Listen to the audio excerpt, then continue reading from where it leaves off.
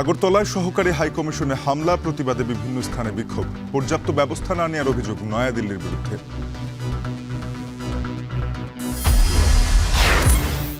ঋণপত্র খুলতে ঠিকভাবে সাড়া দিচ্ছে না বিদেশি ব্যাংক। কমেছে আমদানি, রোজার পণ্যের শুল্ক কমানোর ইতিবাচক প্রভাবের আশা।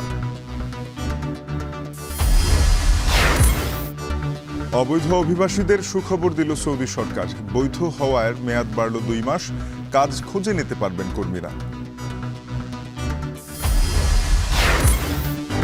বোলারদের সুযোগ কাজে লাগিয়ে বড় লক্ষ্যে টাইগার ব্যাটাররা। 211 রানের লিডে দ্বিতীয় টেস্টে চালকের আসনে বাংলাদেশ।